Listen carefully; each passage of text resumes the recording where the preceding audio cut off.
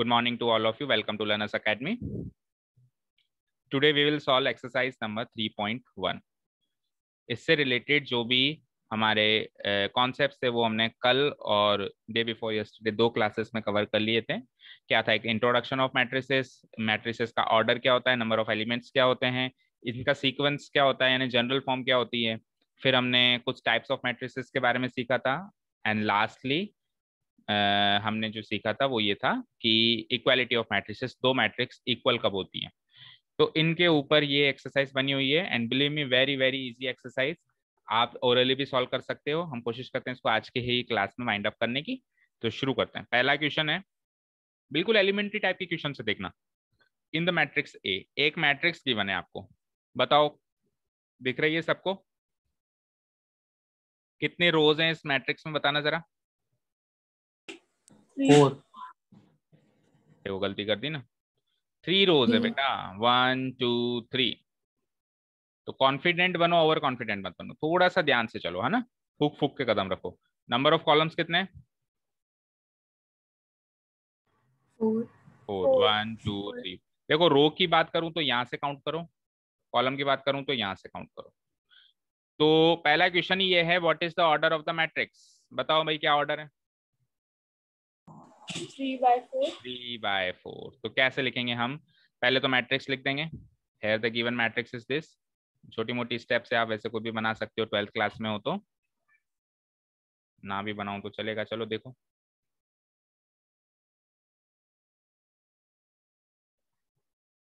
Here the given matrix is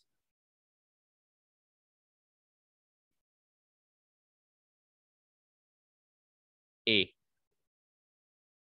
क्या elements हैं उसके? 2 5 19, 2 5 19 एंड -7। सेकेंड रो में है 35 -2 और 5/2 एंड 12, 2 एंड 12। लास्ट रो में है √3 1 -5 एंड 70 इसको रेक्टेंगुलर एरे में पैक कर देंगे अकॉर्डिंग टू द डेफिनेशन। अब पहला क्वेश्चन है, what is the order of the matrix. Question number 1 को सॉल्व करने के लिए हम पहले निकालेंगे number of rows. Number of rose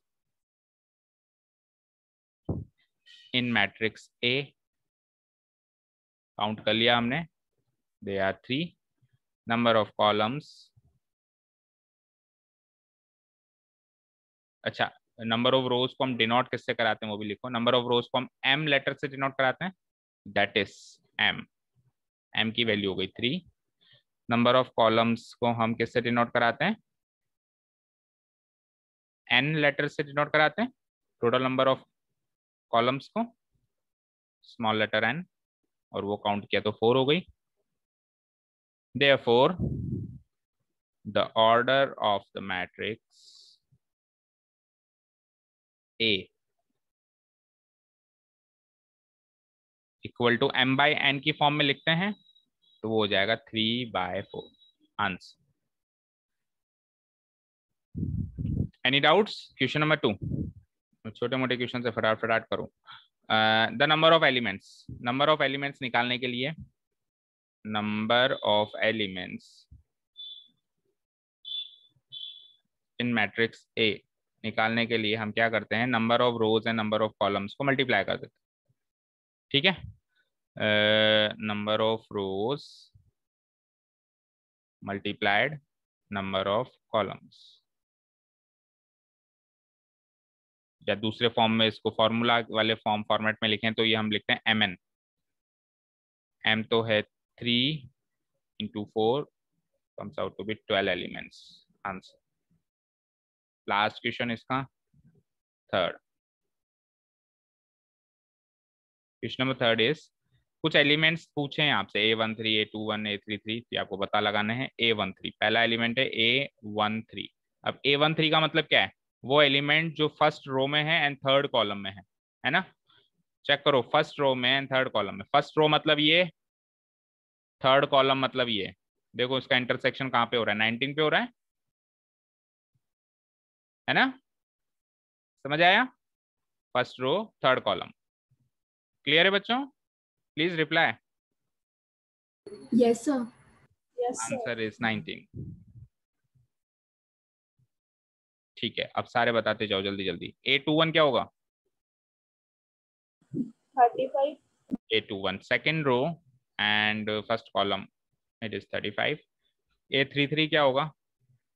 third row third column, third row third column, -5। A24 second row fourth column, क्या होगा? 12। A23 second row and third column, 5/2। तो आपको लग रहा होगा सर बच्चों वाले क्वेश्चंस हैं, और सीरियसली इस एक्सरसाइज में बच्चों वाले ही क्वेश्चंस हैं।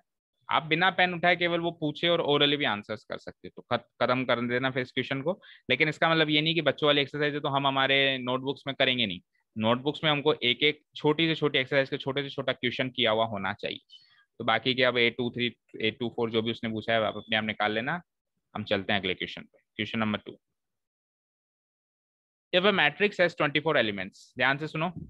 अब एक बार पेंडिंग छोड़ दो, क्वेश्चन नंबर 1 कर रहे हो तो अब कर लेना, अब अपने आप कर सकते हो। If a matrix has 24 elements, अगर एक मैट्रिक्स में 24 एलिमेंट्स हैं, जैसे नंबर ऑफ एलिमेंट्स अभी जैसे हमने इसमें काउंट किए थे 12 थे, तो फिर उसके कौन कौन से ऑर्डर हो सकते हैं? और अगर उसमें 13 एलिमेंट्स होंगे तो फिर कौन कौन से ऑर्डर हो सकते हैं? यानी कि ऑर्डर से नंबर ऑफ एलिमेंट्स तो हम निकाल ही लेते हैं, अब की बार उल्टा कर दिया उसने, नंबर ऑफ एलिमेंट्स से उसने ऑर्डर पूछ लिया, और एक में फिर दो क्वेश्चन पूछ लिए, 24 एलिमेंट से पूछ लिया और 13 से पूछ लिया, और थर्ड क्वेश्चन भी सेम है कि 18 एलिमेंट से पूछ लिया, 5 एलिमेंट से पूछ लिया। तो एक तरीके से 4 क्वेश्चन हो गए, 24 एलिमेंट्स, 13 एलिमेंट्स, 18 एलिमेंट्स, 5। एक क्वेश्चन मैं करवाता हूँ, बाकी आपको करना है। फॉर एग्जाम्पल 24 एलिमेंट्स के हिसाब से निकालते हैं। Question number 2, number of elements, here it is given that number of elements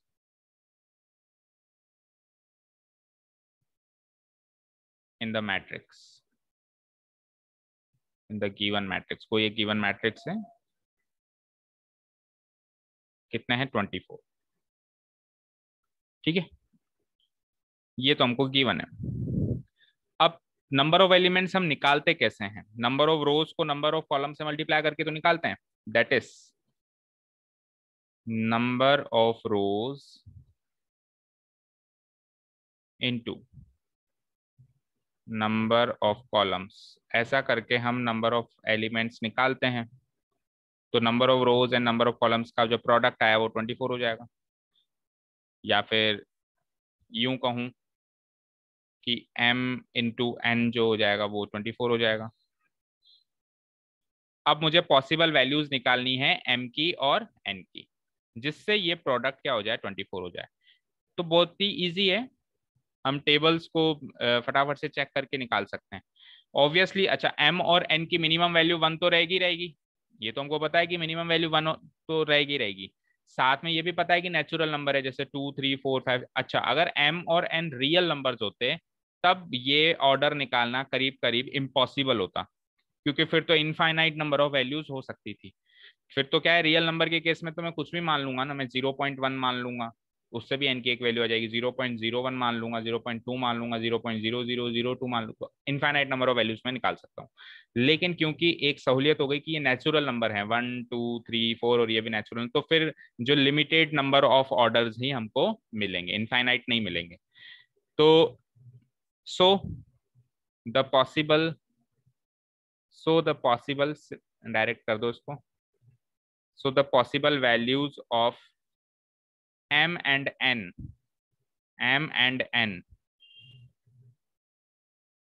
for which their product is 24, for which their product is 24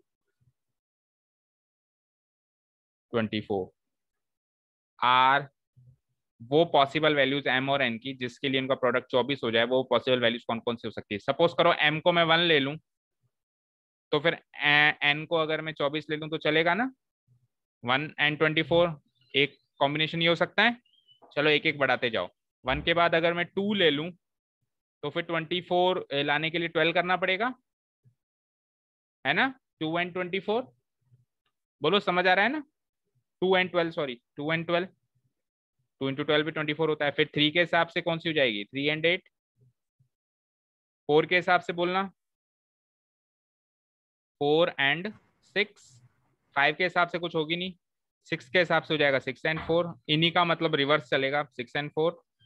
और फिर 8 and 3, इन्हीं का रिवर्स। 8 के बाद 9 से होगा नहीं, 10 से होगा नहीं, 11 से होगा नहीं, 12 से हो जाएगा सीधे, 12 and 2। और फिर 12 के बाद सीधे 24 से होगा, 24 and 1। बताओ इनके अलावा और कोई पॉसिबल वैल्यूज हैं क्या जिनमें हम नेचुरल नंबर्स का प्रोडक्ट 24 ला सकते हैं, बोलो। Are there any other combinations by which we can make the product of any two natural numbers equal to 24। यही हमारे लिए मतलब क्वेश्चन हमारे लिए ये हो गया कि दो नेचुरल नंबर्स का प्रोडक्ट आपको 24 बनाना है, कितने तरीकों से बना सकते हो। तो यही तरीके हैं जो आपके सामने लिखे हुए हैं, यस और नो। Yes sir. ठीक है, कितने हो गए, 1 2 3 4 5 6 7 8 तरीके हो गए टोटल, करेक्ट। अच्छा, ये जो जितने भी तरीके होंगे ना, ये हमेशा एक इवन नंबर होंगे, सोच के देखो। क्योंकि अगर 1 and 24 है तो 24 and 1 भी होगा, अगर 2 and 12 है तो 12 and 2 भी होगा, अगर 3 and 8 है तो 8 and 3 भी होगा, और 4 and 6 है तो 6 and 4 भी होगा। कभी भी ऐसा हो सकता है कि 1 and 24 हो लेकिन 24 और 1 उसका कॉम्बिनेशन या ऑर्डर ना बन सकता हो, ऐसा तो हो ही नहीं सकता ना। तो हमेशा ये पेयर में चलेंगे, और हमेशा पेयर में चलेंगे तो number of possible number of जो ऑर्डर्स हो सकते हैं वो हमेशा एक इवन नंबर होगा, अगर हमको नंबर ऑफ एलिमेंट्स गिवन है। समझ आया। जैसे यहाँ पे 8 है तो 8 भी एक इवन नंबर है। तो हम लास्ट क्लोजिंग स्टेटमेंट लिखेंगे, देयरफॉर जिस फॉर्म में क्वेश्चन पूछा है, ये तो हमने हमारे तरीके से कुछ एनालिसिस किया था। The possible orders it can have, the possible orders of the given matrix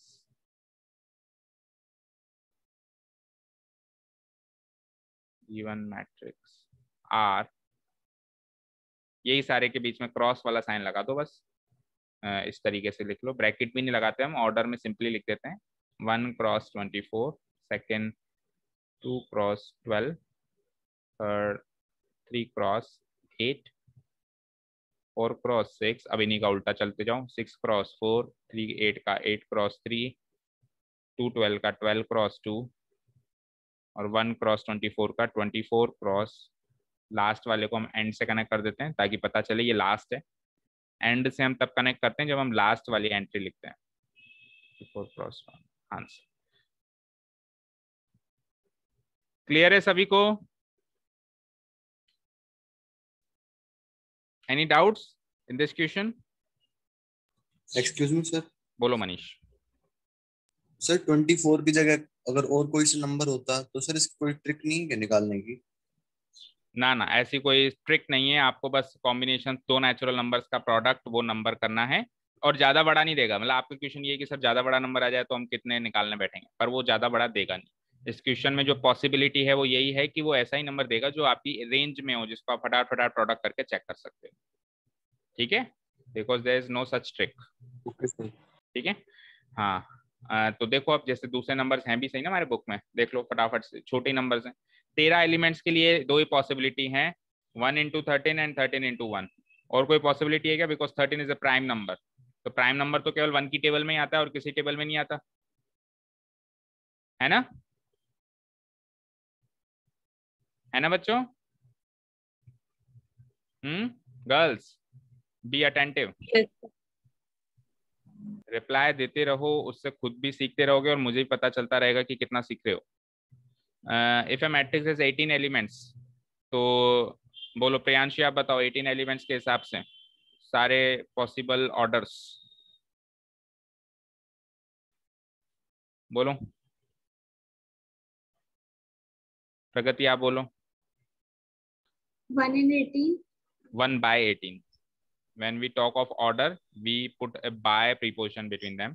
1 by 18, second 3 by 60, 3 बेटा by 6, 2 पे तो आओ, 1 के बाद 2 पे भी आओ ना, 2 से भी तो कटता है 18।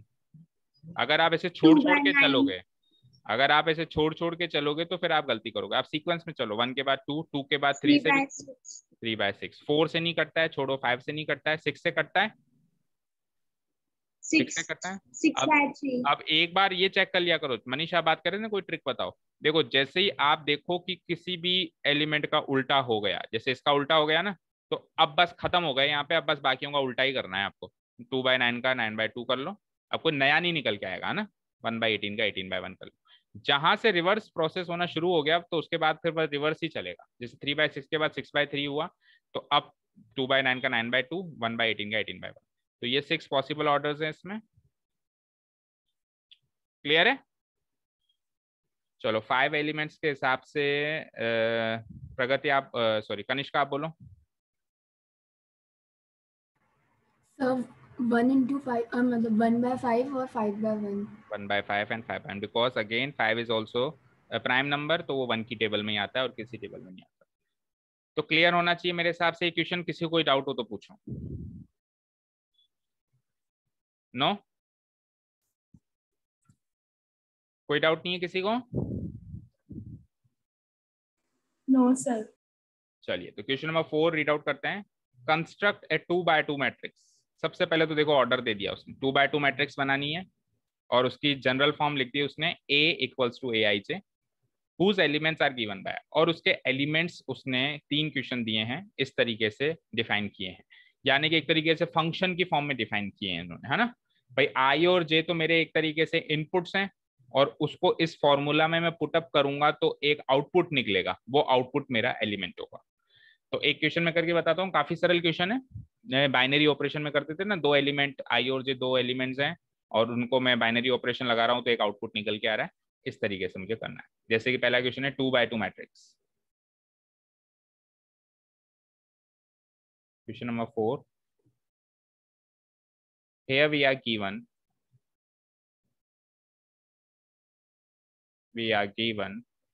to construct a 2x2 matrix. देखो मैट्रिक्स में दो ही तो चीजें होती हैं, एक ऑर्डर और एक एलिमेंट्स। तो ऑर्डर तो खुद नहीं दे दिया, एलिमेंट्स हमको पता लगाने, बन गई matrix. And we know that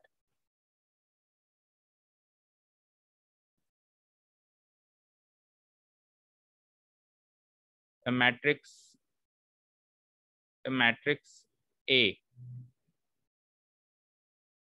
Aij of order 2x2 is of the form वो किस फॉर्म की होती है? वो कुछ इस फॉर्म की होती है। नीचे मैं फॉर्म लिख रहा हूँ, A equal to A11 A12 A21 A22। एक 2x2 की मैट्रिक्स इस फॉर्म की होती है कि नहीं होती है? जनरल फॉर्म की बात करूं तो यस और नो? Yes, sir, होती है. अब हमको क्या चाहिए? बस A11 A12 A21 और A22 की वैल्यूज ही तो चाहिए। ठीक है। नाउ क्वेश्चन नंबर 1 में हमको गिवन है, it is given that, question number 1 में हमको गिवन है Aij इक्वल टू Aij निकालने के लिए क्या करना पड़ेगा? I प्लस जे का होल स्क्वायर डिवाइडेड बाय 2। तो बेसिकली देखे तो एक फंक्शन डिफाइन कर दिया इन्होंने, या यूं कहूं एक बाइनरी ऑपरेशन डिफाइन कर दी। क्योंकि फंक्शन में तो हम एक वैल्यू ही लेते हैं, जैसे fx करके हम लेते थे, तो x इनपुट एक ही होता था, x या y या z जो भी। यहाँ पे इनपुट्स दो दो हैं, मतलब दो पे एक साथ हम फंक्शन अप्लाई कर रहे हैं, तो बेसिकली ये बाइनरी ऑपरेशन है। तो Aij equals to I plus J का whole square divided by 2। So इस हिसाब से चारों एलिमेंट्स निकालो A11। तो बेटा देखो, I की वैल्यू 1 ले रहे हो, J की वैल्यू 1 ले रहे हो, तो इस फंक्शन के अंदर भी I की वैल्यू 1 ले लो, J की वैल्यू 1 ले लो, सॉल्व कर लो, मिल गया A11। इजी। I की वैल्यू 1, J की वैल्यू 1 का होल स्क्वायर डिवाइडेड बाय 2, 1 + 1 2 का होल स्क्वायर डिवाइडेड बाय 2, 2 का होल स्क्वायर यानी 4 डिवाइडेड बाय 2, यानी कि A11 हो गया 2। सिमिलरली A12 A12 सीरीज में चलना हमेशा, A11 A12 A21 A22। तो अब I की वैल्यू 1 रखनी है लेकिन J की वैल्यू 2 रखनी है, तो ये हो जाएगा 1 + 2 का होल स्क्वायर डिवाइडेड बाय 2, यानी कि 3 का होल स्क्वायर डिवाइडेड बाय 2, यानी कि 9/2। ठीक है, A21 पे आ जाओ। A21 सेम ही निकलेगा क्योंकि 1 + 2 का होल स्क्वायर करो या 2 + 1 का होल स्क्वायर करो एक ही आएगा। कई बार ये एलिमेंट्स अगर ऐसे फंक्शंस में डिफाइन होते हैं तो कुछ एलिमेंट सेम भी निकलते हैं। 3 square divided by 2 that is same 9/2 and last element is A22, ये डिफरेंट निकलेगा। इसमें 2 + 2 का होल स्क्वायर डिवाइडेड बाय 2, 2 + 2 यानी 4 का whole square divided by 2, 16/2 that is 8। तो A11 A12 A21 A22 चारों एलिमेंट्स हमने निकाल लिए। Therefore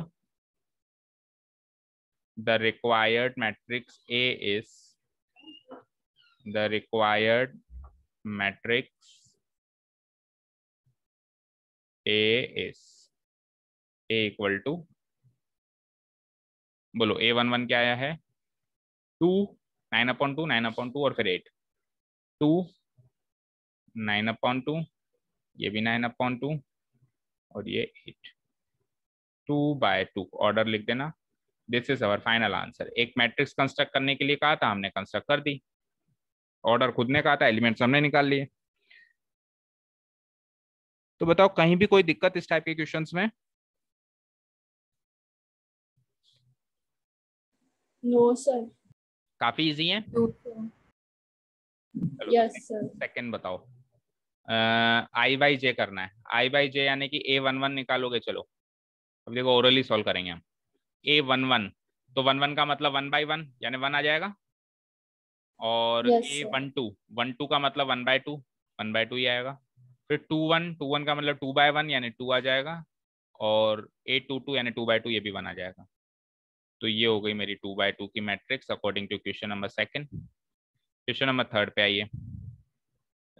I + 2J का होल स्क्वायर डिवाइडेड बाय 2 करो। ये तो कैलकुलेशन ही तो करनी है। 1 + 2 × 1 2 हो जाएगा, तो 1 + 2 3, 3 का होल स्क्वायर 9, 9/2। फिर 1 2 का मतलब 2 2 जा 4, 4 + 1 5, 5 का स्क्वायर 25, 25/2। फिर 2 1 का मतलब यहाँ 2 यहाँ 1, 2 1 जा 2, 2 + 2 4, 4 का स्क्वायर 16, 16/2 8। लास्ट में 2 2 2 2 में क्या करेंगे, 2 2 जा 4, 4 + 2 6, 6 का square 36, 36/2 18। This is question number third. Any doubts? No sir. चलो फिफ्थ पे आओ। 3/4 बनानी है। अब 3/4 का मतलब 12 एलिमेंट्स लिखने बेटा। A11 A12 A13, 3 रोज 4 कॉलम से, सॉरी 4 कॉलम से, तो A14 भी आएगा। ठीक है, फिर सेकेंड रो शुरू करो। A21 A22 A23 A24, और सिमिलरली थर्ड रो में A31 A32 A33 and A34। ठीक है, हो गए 12 एलिमेंट्स टोटल। ठीक है, ये 12 एलिमेंट्स को हमको क्या करना है, निकालना है। अब पहला क्वेश्चन देखो, मॉडुलस फंक्शन अप्लाई किया है -3i + j। बताओ i की वैल्यू भी 1, A11 निकालोगे ना पहला एलिमेंट, i की वैल्यू भी 1 और इसकी वैल्यू भी 1, तो -3 × 1 -3, -3 + 1 बिकम्स -2, -2 पे मॉडुलस लगा बना 2, और 1/2 × 2 बना 1। बोलो एनी डाउट? सिंपल कैलकुलेशन ही तो करनी है। बोलो कोई डाउट? बोलो बच्चों। No sir. ठीक है नो मनीष, सर। मनीष आप बताओ A12 उसमें पुट करके। 1/2। 1/2 कर भी दिया। चलो देखते हैं 1/2 कैसे आया। -3 × 1 -3, -3 + 2 -1, -1 पे मॉडुलस लगा 1, 1/2 × 1 1/2। Very good. प्रियांशी A13 बताओ। सर 0। 0 चेक करते हैं। -3 × 1 -3, -3 + 3 0 हो गया। ठीक है, मॉडुलस 0 0 हो गया 0। तनीषा A14 बोलिए।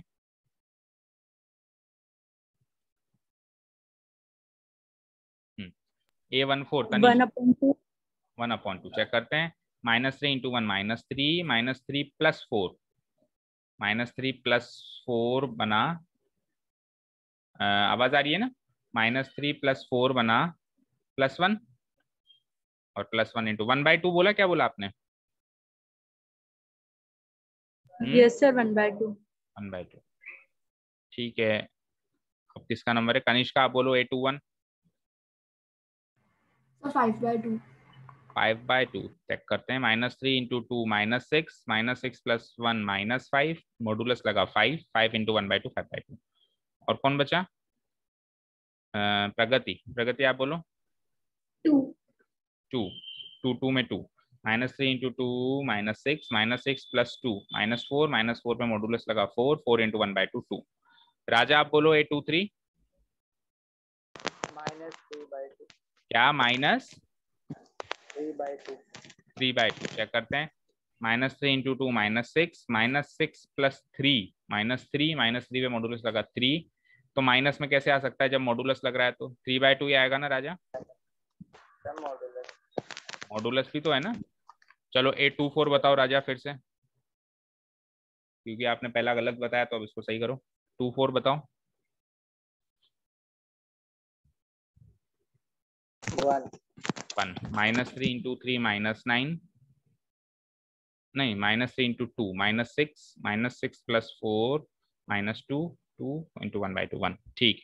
तो इस तरीके से बाकी 4 भी निकाल लेंगे। बाकी का काम आप कर सकते हो, और फिर एक जो भी स्टेप्स मैंने अभी क्वेश्चन नंबर 1 में लिखाई है वो की वो स्टेप्स फॉलो करके आप ये भी कर सकते हो। 2i माइनस से उससे भी आसान है। तो मेरे हिसाब से 5th क्वेश्चन तक कोई दिक्कत नहीं है। अगर कोई दिक्कत है तो बताओ।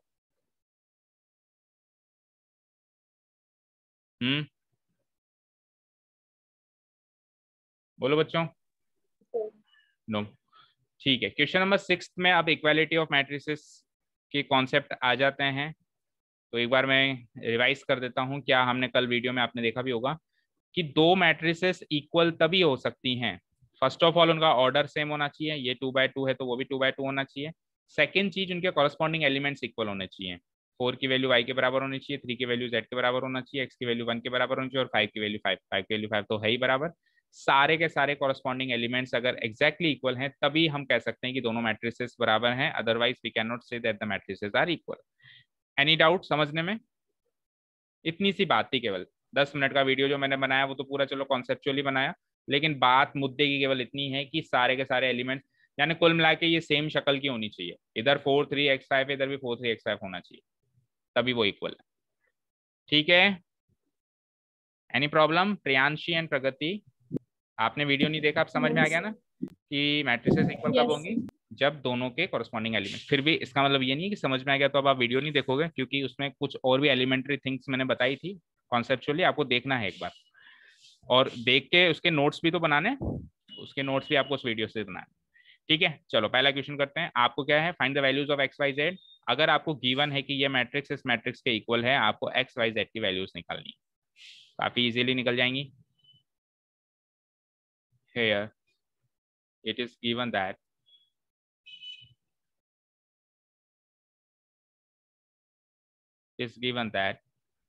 इधर है मैट्रिक्स हमारे पास, ये फर्स्ट क्वेश्चन चल रहा है ना क्योंकि सब में अलग अलग मैट्रिसेस हैं। 4 3 x5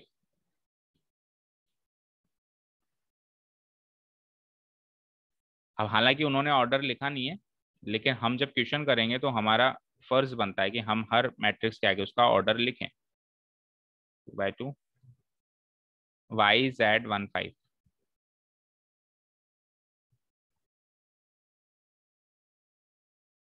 ये भी 2/2। we know that two matrices are equal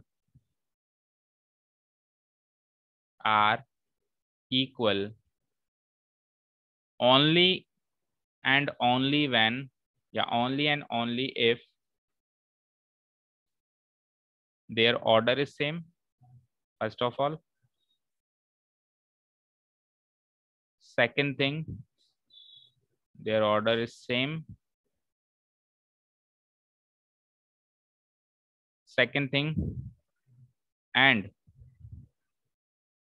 their corresponding elements are same. Corresponding का मतलब अगर उधर 1 1 लिया है, A11 लिया है, तो इधर भी B11 ले लो। मतलब मान लो ये मैट्रिक्स A है, ये मैट्रिक्स B है, तो A11 B11 के बराबर, A12 B12 के बराबर। कॉरेस्पॉन्डिंग एलिमेंट सेम होने चाहिए। आर इक्वल, एलिमेंट्स की बात करें तो हम वर्ड लिखेंगे इक्वल, क्योंकि वो वैल्यू है ना, वैल्यू सेम नहीं होती, वैल्यू इक्वल होती है। सो इन सारी बातों से हम इस नतीजे पे पहुंचते हैं कि देखो जो जो चीज की आपकी जरूरत हो वही वो ले लेना आप। अब 5 = 5 तो क्या लिखने की जरूरत है, पता है वैसे भी इक्वल है और इससे कुछ मिलेगा भी नहीं। एक्स वाई जेड की वैल्यू निकालने के लिए इसको इससे इक्वेट कर दो, इसको इससे इक्वेट कर दो, इसको इससे इक्वेट कर दो, आंसर आ जाएगा। सो 4 = y, 4 = y, जहां से y की वैल्यू 4 आ जाती है। साथ में सेकेंड एलिमेंट पे चलते हैं, 3 = z, वहां से z की वैल्यू 3 आ जाती है। थर्ड एलिमेंट पे चलते हैं, x = 1, डायरेक्टली आ गई यहाँ से, तो x = 1। Therefore the values of x, y, z and z are values of x, y and z are x की मिली 1, y की मिली 4 एंड z की क्या मिली 3 रेस्पेक्टिवली। Final answer. इस तरीके से हम x and y and z की वैल्यूज निकाल लें हर इक्वेशन में। Any doubt? Yes sir. बोलो बेटा प्रियांश। सर ये रेस्पेक्टिवली वर्ड प्रॉब्लम है। रेस्पेक्टिवली का मतलब ये होता है कि हमने जिस सीक्वेंस में यहाँ पे लिखा है उसी सीक्वेंस में कंसीडर किया जाना चाहिए। x की सीध में 1 की वैल्यू कंसीडर करो, y की 4, z की 3। ये होता है रेस्पेक्टिवली वर्ड का मतलब सेम रेस्पेक्ट में। इसका रेस्पेक्ट इसको दो, इसका रेस्पेक्ट, रेस्पेक्टिवली का मतलब होता है सेम संदर्भ में, समान संदर्भ में। ठीक है, ये आपने मैथ्स में कई जगह देखा होगा ये word. Any other doubts, queries? No? चलिए तो फिर फटाफट से सेकंड क्वेश्चन का आंसर बता देंगे। x + y की वैल्यू हो गई 6। चलो एक बार मीटिंग लीव करके आओ, meeting is about to over, फिर आते हैं।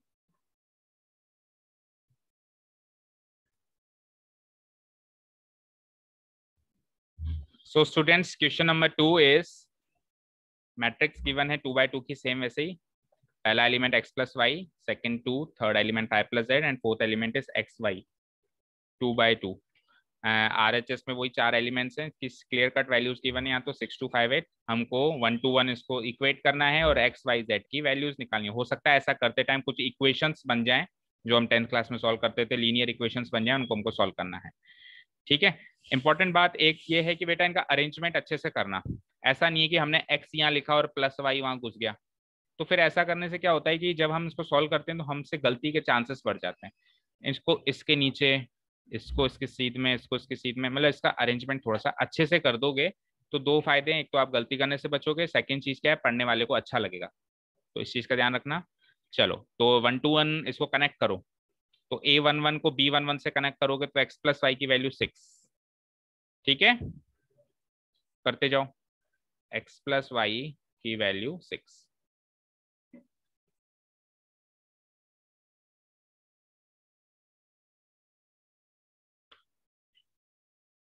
अब x + y की वैल्यू 6 से डायरेक्ट x और y की कोई वैल्यू नहीं आ रही, तो इसको इक्वेशन नंबर 1 मार्क कर लो, इसको सॉल्व करना पड़ेगा आगे।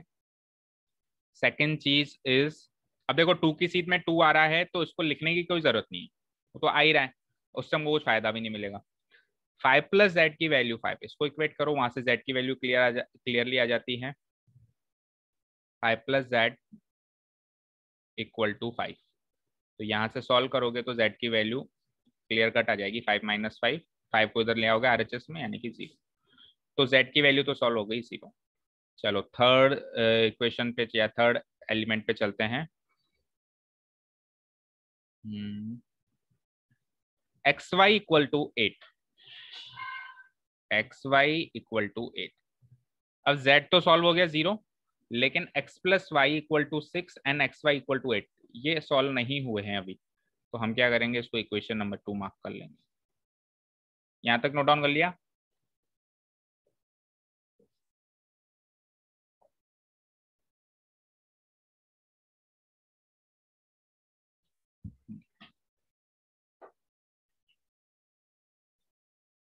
यहां तक नोट डाउन हो गया सभी का?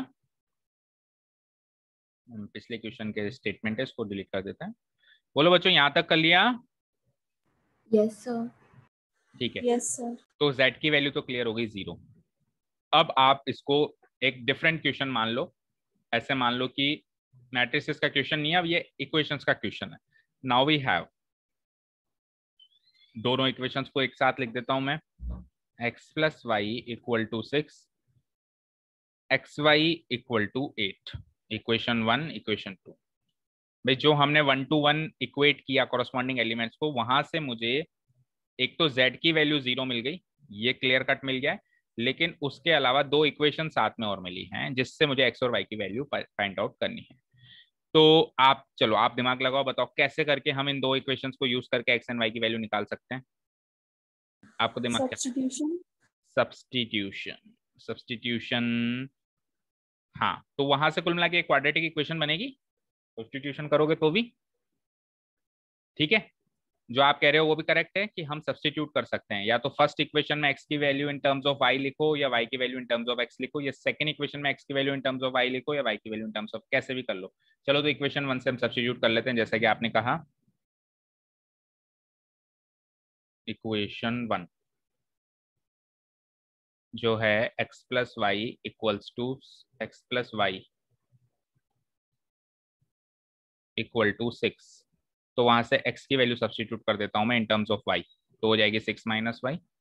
अब x की वैल्यू 6 माइनस वाई को इक्वेशन 2 में पुट कर दो। नाउ सब्स्टिट्यूटिंग, 10th क्लास में सीखे थे हमने ये सब्स्टिट्यूशन मेथड वगैरह। Substituting x equals to 6 minus y in equation 2, we get equation 2।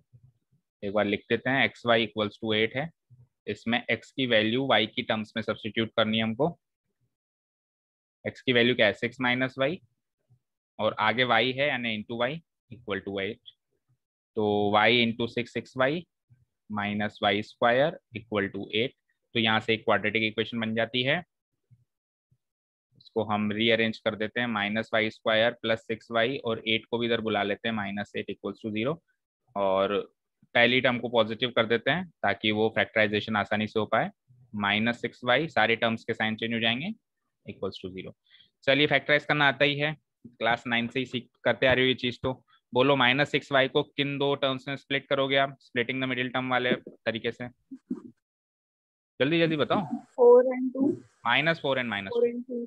Minus 4 and minus Yes, sir, minus 2। से properly, minus 4 into minus 2 plus 8 होता है ना, तो यहाँ से y कॉमन आया, y माइनस 4, वहां से माइनस 2 कॉमन आया, y minus 4 equal to 0, y minus 4, और सेकेंड फैक्टर बन गया मेरा y माइनस 2, दो फैक्टर्स बन गए।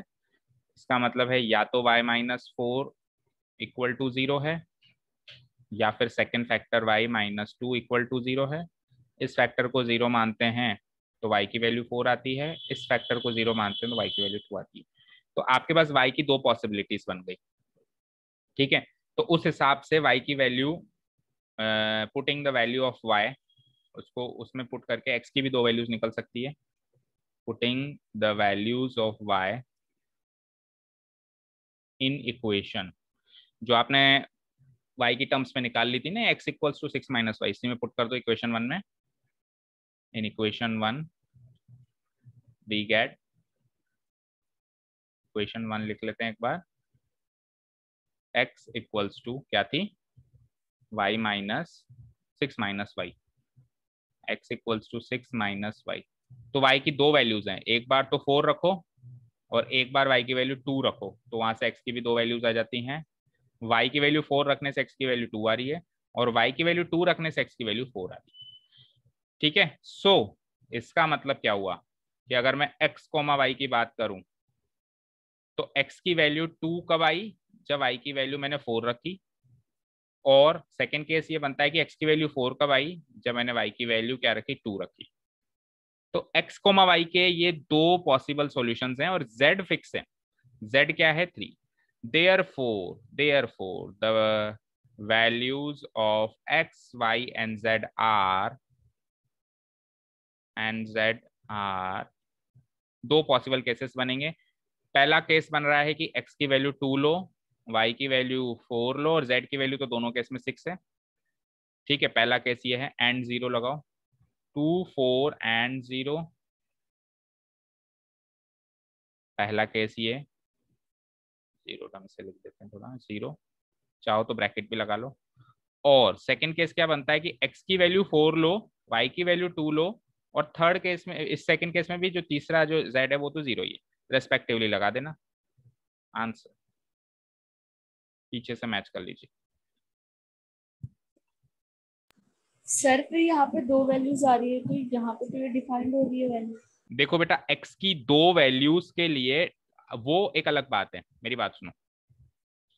x की दो वैल्यूज के लिए ये टर्म्स डिफाइन हो रहे हैं ना। जैसे मैंने मान लो x की वैल्यू यहाँ पे, x की वैल्यू मैंने यहाँ पे 2, मैंने मान लो ये वाला केस लिया, आप ऐसे सोचो मैंने ये वाला केस लिया 2 4 0। तो 2 4 0 रखने से वो मैट्रिक्स डिफाइन हो रही है कि ये चेक करते हैं। मैंने लिया x y z में 2 4 0। यहाँ पे अगर मैं 2 रखूं, y की वैल्यू 4 रखूं और z की वैल्यू 0 रखूं, x की वैल्यू 2 रखूं इंटू y की वैल्यू 4 रखूं, तो 2 + 4 6, 2 की वैल्यू 2, 5 + 0 5 एंड 2 4 8। मैट्रिक्स डिफाइन हो गई क्या? बताओ। Yes sir. मतलब LHS RHS इक्वल हो गए क्या? चलो उल्टा करते हैं। 4 2 0, 4 2 0 से देखते हैं। 4 2 0, तो x की वैल्यू 4, y की वैल्यू 2, यहाँ पे z तो 0 था ही, x की वैल्यू 4 इंटू 2, तो 4 + 2 6, 2 5 + 0 5 4 2 z। अभी भी डिफाइन हो गई, LHS RHS इक्वल हो गए। Yes sir. अब जो आप बात कह रहे थे और जो मैं कह रहा था वहां पे नॉट मतलब डेटा इनसफिशिएंट वाली बात कह रहे थे, उसमें क्या होगा? उसमें ये होगा, सपोज करो एक ऐसी मैट्रिक्स मैंने लिख दिया x 3 4 5 इक्वल टू, यहाँ पे मैं लिख देता हूँ 5 + x, है ना, और यहाँ मैं लिख देता हूँ 3 3 4 और यहाँ मैं लिख देता हूँ 9। अब आप देखो ये, चलो 3 और 4 को तो मैच करना ही नहीं है, सेम है। अब यहां से x की वैल्यू 3 आ रही है लेकिन यहां से x की वैल्यू 4 आ रही है। तो अब अगर आप x की वैल्यू 3 रखो उससे भी पूरा LHS से RHS मैच नहीं हुआ, और x की वैल्यू अगर 4 रखो उससे भी पूरा LHS से RHS मैच नहीं हुआ। यहाँ पे मैंने x की वैल्यू 2 4 रखी, तो 2 4 रखने से पूरा LHS RHS मैच हो गया, और 4 2 रखी तो उससे भी मैच हो गया। समझ गए आप उन दोनों केसेस में क्या डिफरेंस है जो आप बात कर रहे थे और जो यहाँ पे हुआ? Yes sir. ठीक है ना। x की यहाँ पे यूनिक वैल्यू नहीं आ रही भाई, फर्स्ट एलिमेंट से अलग वैल्यू आ रही है, फोर्थ एलिमेंट से अलग वैल्यू आ रही है, तो हम कहेंगे कि x की वैल्यू डिफाइन नहीं है। लेकिन फर्स्ट एलिमेंट से एंड फोर्थ एलिमेंट से सेम वैल्यू आ रही है, फिर चाहे से एक केस दूसरा बन रहा है, तो वहां पे दो केस बन रहे हैं, लेकिन x की वैल्यू पहले केस में x की वैल्यू सेकंड केस में दोनों में वैलिड है। क्लियर है सभी को? Yes sir. पीछे से आंसर मैच कर लिया इसका सेकंड का, 2 4 0 या 4 2 0, दो आंसर्स हैं। यस सर सही है। ठीक है, अब थर्ड वाला ओरली बताओ भाई। x + z 5 है, 3/1 है, 3/1 है, तो तीन इक्वेशंस बन गई, x + z 5, y + z 7, x + y + z 9। क्या करो, सेकंड या थर्ड इक्वेशंस में से कोई भी एक इक्वेशन को फर्स्ट में पुटअप करते हैं, जैसे सेकंड पुटअप कर देते हैं। तो x + z = 5 से मैं क्या लिख सकता हूँ कि x = 5 - z, या फिर x + z की value 5 as it is put कर दो ना, ये लो आंसर ही आ गया। x + z की वैल्यू 5 पुट करनी है, यानी ये x + z की वैल्यू 5 पुट करनी है, तो 5 + y = 9, तो y की वैल्यू 4 हो गई। ठीक है, अब y + z की वैल्यू पुट करो फर्स्ट में, y + z की वैल्यू कितनी है? 7 है, यानी इसकी वैल्यू 7 है, तो ये हो जाएगा x + 7 = 9, तो x की वैल्यू 2 हो गई। एक बार x की वैल्यू आ गई, y की वैल्यू आ गई, तो फर्स्ट इक्वेशन में ये दोनों वैल्यूज पुट कर लो। x की वैल्यू तो आ गई 2 प्लस y की वैल्यू आ गई 4 प्लस z इक्वल टू 9, तो ये हो जाएगा 6 प्लस z इक्वल टू 9, तो z की वैल्यू आ जाएगी 3। तो x की वैल्यू 2, y की वैल्यू 4, z की वैल्यू 3। करेक्ट हो जाएगा काफी इजीली, बोलो। Yes sir. 7 क्वेश्चन पे आइए जल्दी से। अब 7 क्वेश्चन एक बार अपने आप ट्राई करना, अगर नहीं आया तो कल पूछ लेना। होमवर्क मार्क करो, ठीक है। इक्वेशंस बनानी है, बस इक्वेशंस का खेल है, ऐसा कुछ नहीं है कि कोई नई चीज आ गई। अब ये सारी चीजें हम 10th क्लास में अच्छे से करके आए हैं, लीनियर इक्वेशंस बनाने वाले। अब देखते हैं आपकी 10th क्लास की नॉलेज कितनी अच्छी है। अगर आप सॉल्व कर पाते हो ठीक है, अगर कोई डाउट हो तो कल पूछ लेना। हाल फिलहाल के लिए होमवर्क मार्क कर लो। इक्वालिटी ऑफ मैट्रिसेस दिए, आ जाइए 8 क्वेश्चन पे। A इक्वल्स टू ए आई, मेरी वॉइस क्लियर है, सुनाई दे रहा है, समझ आ रहा है? Yes sir. ठीक है। A इक्वल्स टू ए आई जे, जिसका ऑर्डर m बाई n है। अगर एक स्क्वायर मैट्रिक्स है तो क्या होगा? m n से बड़ा होगा, यानी number of rows number of column से छोटा होगा। m n से छोटा होगा मतलब m n से बड़ा होगा, number of rows number of column से बड़े होंगे। नंबर ऑफ रोज और नंबर ऑफ कॉलम्स दोनों बराबर होंगे या नन ऑफ दिस? बहुत इजी बच्चों वाला क्वेश्चन है, जल्दी से बताओ आंसर। सी। ठीक है। 9th क्वेश्चन देखो। Which of the following given values of x and y make the following pair of matrices equal? इन दोनों को इक्वल बनाना है, वही अभी जो क्वेश्चन कर रहे थे सेम वही आ गया। आपको पता लगाना है कि कौन सा ऑप्शन सही होगा। अब देखो इसमें आएगा नॉट पॉसिबल टू फाइंड, देख लो कर लो जल्दी से। देखो अगर मैं y के लिए 2 केस हैं, x के लिए भी 2 केस हैं। x के लिए 2 केस ये हैं, y के लिए 2 केस ये हैं। तो पहले y के लिए 2 केस देखो, क्योंकि वो आ रहे हैं। 5 is equals to y minus 2, sorry y minus 2 equal to 5। तो यहाँ से y की वैल्यू कितनी हो गई बोलो? 7। और यहाँ से अगर मैं निकालूं y प्लस 1 इक्वल टू 8, तो यहाँ से भी y की वैल्यू कितनी हो गई? 7। तो यानी y की वैल्यू तो क्लियर कट है। एक मिनट होल्ड करना बच्चों।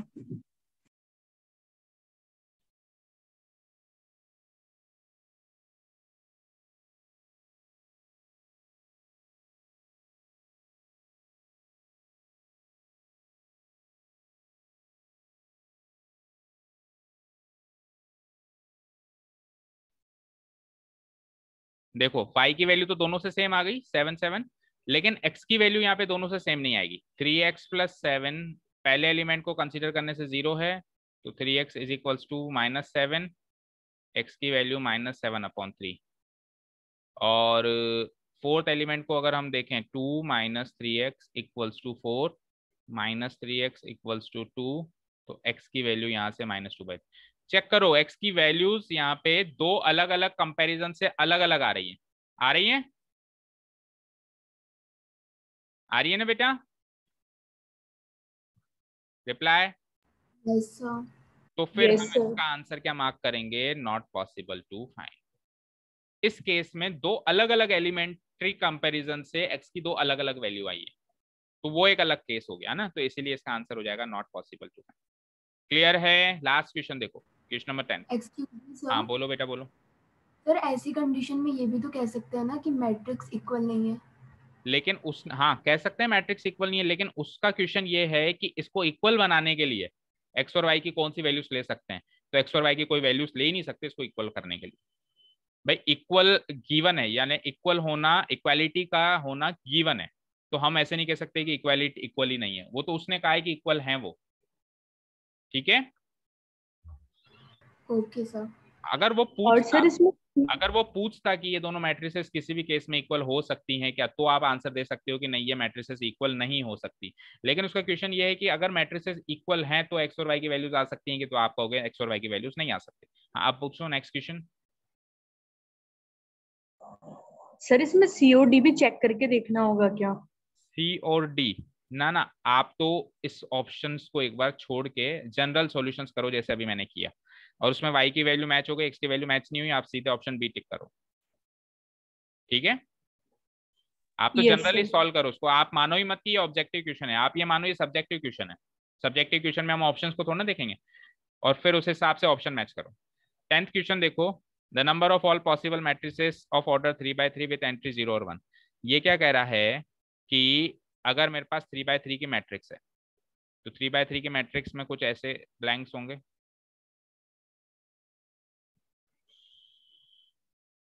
ठीक है।